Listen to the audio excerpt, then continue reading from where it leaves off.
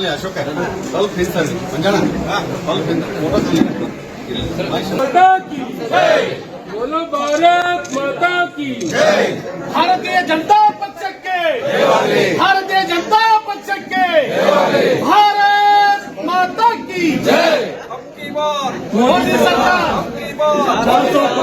ವಿಧಾನ ಪರಿಷತ್ತಿನ ಸದಸ್ಯರು ಆತ್ಮೀಯರಾಗಿರ್ತಕ್ಕಂಥ ಶ್ರೀಕೃಷ್ಣ ಲೋಕೇಶ್ ಎಲ್ಲ ಆತ್ಮೀಯ ಇವತ್ತು ನಿನ್ನೆ ದಿವಸ ಎರಡನೇ ಪಟ್ಟಿ ಏನು ಭಾರತೀಯ ಜನತಾ ಪಾರ್ಟಿದು ಕರ್ನಾಟಕದ ಬಿಡುಗಡೆ ಆಯಿತು. ಸನ್ಮಾನ್ಯ ಜಗದೀಶ್ ಶೆಟ್ಟರ್ ಅವರನ್ನು ಬೆಳಗಾವಿ ಲೋಕಸಭಾ ಕ್ಷೇತ್ರಕ್ಕೆ ಅಭ್ಯರ್ಥಿ ಎಂದು ಘೋಷಣೆ ಮಾಡಿದ್ದು ನಮ್ಮೆಲ್ಲರಿಗೂ ಕೂಡ ಹರ್ಷತಕ್ಕಂಥ ಸಂಗತಿ ಅನ್ನೋದನ್ನು ಬಹಳ ಸಂತೋಷದಿಂದ ಈ ಸಂದರ್ಭದಲ್ಲಿ ಜೊತೆಗೆ ಇವತ್ತು ಈ ಚುನಾವಣೆ ಅವರು ಇಡೀ ರಾಜ್ಯದಲ್ಲಿ ಮುಖ್ಯಮಂತ್ರಿಗಳಾದಾಗ ಎಲ್ಲ ಕಡೆ ಕೂಡ ಅಡ್ಡಾಡಿದ್ದಾರೆ. ಎಲ್ಲ ರಾಜ್ಯದ ಎಲ್ಲ ಜಿಲ್ಲೆಗಳು ಕೂಡ ಬಹಳಷ್ಟು ಸಂಪರ್ಕ ಇದೆ. ಈಗ ಮಾನ್ಯ ಜಗದೀಶ್ ಶೆಟ್ಟರ್ ಅವರು ಹೇಳಿದಾಗೆ ಬೆಳಗಾವಿಗೆ ಅವ್ರ ಜೊತೆ ವಿಶೇಷವಾದಂಥ ಸಂಪರ್ಕ ಒಡನಾಟಗಳು ಇರ್ತಕ್ಕಂಥ ಕಾರಣಕ್ಕಾಗಿ ಮತ್ತು ಅಲ್ಲೆಲ್ಲ ನಾವು ಭಾರತೀಯ ಜನತಾ ಪಾರ್ಟಿ ಯಾವ ರೀತಿ ಹುಬ್ಬಳ್ಳಿ ಗಟ್ಟಿನೆಲೆ ಅಂತ ಹೇಳ್ತೀವಿ ಅದೇ ರೀತಿ ಬೆಳಗಾವಿ ಕೂಡ ಭಾರಿ ಗಟ್ಟಿನೆಲೆಯನ್ನು ಹೊಂದಿರತಕ್ಕಂಥ ಬಿಜೆಪಿ ಅಲ್ಲಿರ್ತಕ್ಕಂಥ ಕಾರ್ಯಕರ್ತರಾಗಲಿ ನಾಯಕರಾಗಲಿ ಎಲ್ಲರೂ ಸೇರಿಸಿ ಸನ್ಮಾನ್ಯ ಜಗದೀಶ್ ಶೆಟ್ಟರ್ ಅವರನ್ನ ಲಕ್ಷಾಂತರ ಮತಗಳ ಅಂತರದಿಂದ 100% ಗೆಲ್ಲಿಸಿಕೊಂಡು ಬರ್ತಾರೆ ಅಂತ ಜೊತೆ ನಾವೆಲ್ಲರೂ ಸಹಕಾರ ಮಾಡುವ ಮುಖಾಂತರ ಸನ್ಮಾನ್ಯ ಜಗದೀಶ್ ಶೆಟ್ಟರ್ ಅವರನ್ನು ಲೋಕಸಭೆಗೆ ಕಳಿಸಿರ್ತಕ್ಕಂಥ ಕೆಲಸನ ನಾವೆಲ್ಲರೂ ಕೂಡಿ ಮಾಡೋದು ಅಂತ ಹೇಳಿ ಮಾತಾಡ್ತೀನಿ.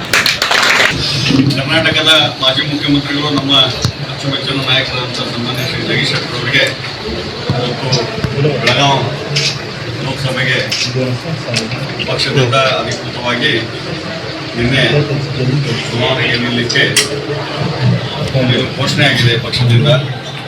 ನಾವೆಲ್ಲ ಮೊದಲಿಗೆ ಅವರಿಗೆ ಅತ್ಯಂತ ಹೆಚ್ಚು ಮತಗಳ ಅಂತರದಿಂದ ಅಲ್ಲಿ ಅವರು ಗೆದ್ದು ಬರಲಿ ಅಂತೇಳಿ ಬೆಳಗಾವಿ ಲೋಕಸಭೆ ಮೊದಲಿಂದನೂ ಸನ್ಮಾನ್ಯ ಶ್ರೀ ಜಗದೀಶ್ ಶೆಟ್ಟರ್ ಅವರಿಗೆ ಅತ್ಯಂತ ಪರಿಚಿತ ಕ್ಷೇತ್ರ ಮತ್ತು ಅಲ್ಲಿ ಸನ್ಮಾನ್ಯ ಶ್ರೀ ಸುರೇಶ್ ಅಂಗಡಿಯವರು ಅನೇಕ ವರ್ಷಗಳ ಕಾಲ ತಮ್ಮದೇ ಆದಂಥ ಛಾಪನ್ನು ಕೂಡ ಮುಗಿಸಿದ್ದಾರೆ.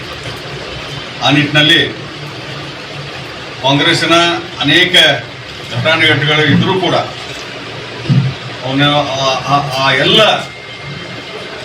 ಕಾಂಗ್ರೆಸ್ಸಿನ ದುರ್ನಡತೆಗಳು ಏನಿದಾವೆ ಅಲ್ಲಿ ಬೆಳಗಾವಿಯೊಳಗೆ ಅವನ್ನೆಲ್ಲ ಮೆಟ್ಟಿ ನಿಂತು ಸನ್ಮಾನ್ಯ ಶ್ರೀ ಜಗದೀಶ್ ಶೆಟ್ಟರ್ ಅವರು ಜುಲೈ 4ನೇ ತಾರೀಕು ರಿಸಲ್ಟ್ ದಿವಸ ಅತ್ಯಂತ ಭರ್ಜರಿಯಾಗಿ ಯಶಸ್ವಿಯಾಗಿ ಜಿಲ್ಲಾಧ್ಯಕ್ಷರಿಂದ ಶಿಫಾರಸು ಮತ್ತು ಎಲ್ಲ ಭಾರತೀಯ ಜನತಾ ಪಾರ್ಟಿಯ ಹಿರಿಯ ಕಾರ್ಯಕರ್ತರು ಪದಾಧಿಕಾರಿ ಬಂದಿದ್ದಾರೆ, ಮಹಾನಗರ ಸಭೆ ಸದಸ್ಯರೇ ಆತ್ಮೀಯ ಬಂದಿದ್ದಾರೆ. ಇವತ್ತೇನು ಬೆಳಗಾವಿ ಲೋಕಸಭಾ ಕ್ಷೇತ್ರಕ್ಕೆ ರಾಷ್ಟ್ರೀಯ ನಾಯಕರು ನನ್ನನ್ನು ಅಭ್ಯರ್ಥಿಯನ್ನಾಗಿ ಘೋಷಣೆ ಮಾಡಿಕೊಂಡಿದ್ದೆ. ಕಳೆದ ಹಲವಾರು ದಿವಸಗಳಿಂದ ಬಗ್ಗೆ ಚರ್ಚೆ ಆಗ್ತಾ ಇತ್ತು, ಯಾರು ಟಿಕೆಟ್ ಅನ್ನುವಂಥದ್ದು. ನನಗೆ ರಾಷ್ಟ್ರೀಯ ನಾಯಕರು ಭಾರತೀಯ ಜನತಾ ಪಾರ್ಟಿಗೆ ಸೇರ್ಪಡೆ ಮಾಡಿಕೊಂಡಾಗಲೇ ಅವತ್ತೇ ಹೇಳಿದರು, ಅವರು ನೀವು ಚುನಾವಣೆಗೆ ನಿಲ್ಲಬೇಕು, ಒಬ್ಬ ಲೋಕಸಭಾ ಸದಸ್ಯರಾಗಿ ಆಯ್ಕೆಯಾಗಿ ಬರಬೇಕು ಅನ್ನೋದು ನಮ್ಮೆಲ್ಲ ರಾಷ್ಟ್ರೀಯ ಅನ್ನುವಂಥದ್ರೆ ಅವರು ಮೊದಲಿಂದ ಹೇಳ್ತಾ ಇದ್ದರು. ಆ ಹಿನ್ನೆಲೆಯಲ್ಲಿ ಇವರು ಬೆಳಗಾವಿ ಲೋಕಸಭಾ ಸ್ಪರ್ಧೆ ಮಾಡಬೇಕು. ಯಾಕಂದರೆ ಬೆಳಗಾವಿ ಲೋಕಸಭಾ ಅಂತಂದರೆ ಅದು ನಮ್ಮ ತವರು ಮನೆ ಇದ್ದಂಗೆ. ಯಾಕಂದರೆ 1999 2004 ಮೊದಲೇ ಸಲ ನಾನು ಲೀಡರ್ ಆಫ್ ಅಪೋಸಿಷನ್ ಇದ್ದಾಗ ಅತಿ ಹೆಚ್ಚು ಸಂಘಟನೆ ಮಾಡುವಂಥ ಜಿಲ್ಲೆ ಯಾವುದಿದ್ದರೆ ಅದು ಬೆಳಗಾವಿ ಜಿಲ್ಲೆ. ಪ್ರತಿಯೊಂದು ತಾಲೂಕಿಗೆ ಪ್ರತಿಯೊಂದು ಗ್ರಾಮಗಳಿಗೆ ವಿಸಿಟ್ ಮಾಡಿದೆ. ಕೆಂಪಿ ತಾಲೂಕು ಪಂಚಾಯತಿ ಇಲೆಕ್ಷನ್ನಲ್ಲಿ ಕ್ಯಾಂಪೇನ್ ಮಾಡಿದ್ದೆ ಮತ್ತು ಬೈ ಎಲೆಕ್ಷನ್ ಬಂದಾಗಲೂ ಸಹಿತ ಅಸೆಂಬ್ಲಿ ಇಲೆಕ್ಷನ್ದಲ್ಲಿ ಸಹಿತ ಅಲ್ಲಿ ಪೂರ್ತಿ ಕ್ಯಾಂಪೇನ್ ಮಾಡಿದ್ದೆ. ಈ ರೀತಿ ಮೊದಲಿಂದಲೂ ಅಲ್ಲಿ ಒಡ್ಡಾಡಿರುವಂಥದ್ದು.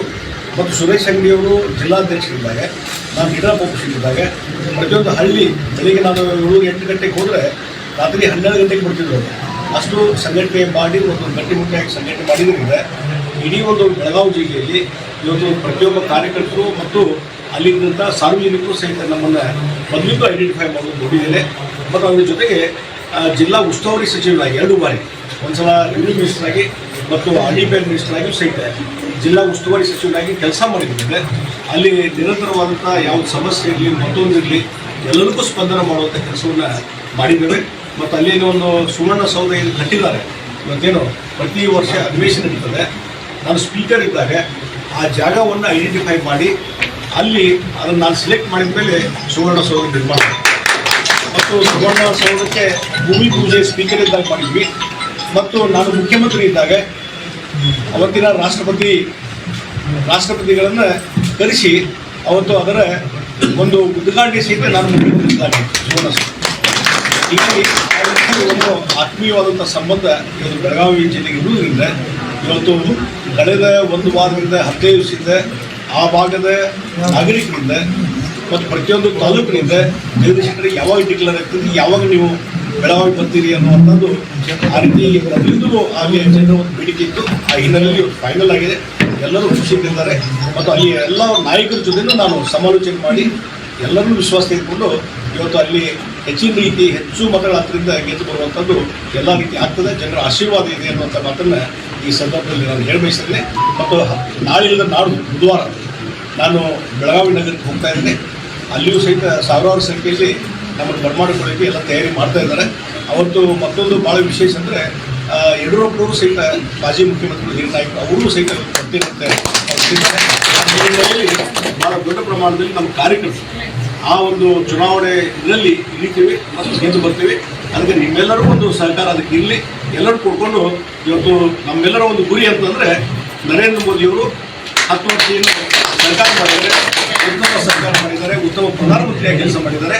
ಅವರು ಮತ್ತೊಮ್ಮೆ 3ನೇ ಬಾರಿ ಪ್ರಧಾನಮಂತ್ರಿ ಆಗಬೇಕು ಅನ್ನುವಂಥದ್ದು ಇವತ್ತು 100 ಕೋಟಿ ಜನರ ಆಶೆ ಇದೆ.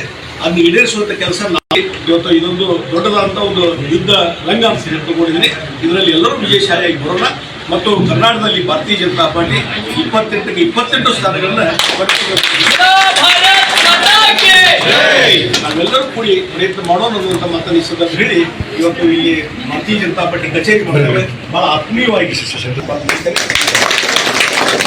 भारतीय जनता पक्षಕ್ಕೆ ಜಗದೀಶ್ ಶೆಟ್ಟರ್ ಸಾಹೇಬರಿಗೆ बोलो भारत माता की जय, बोलो भारत माता की जय। जगदीश शेट्टर साहब के जगदीश शेट्टर साहब के भारतीय जनता पक्ष के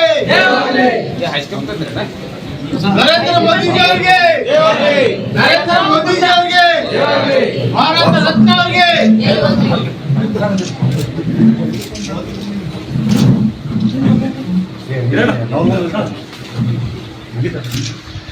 बोलो भारत माता के जय, भारत माता के भारतीय जनता पार्टी के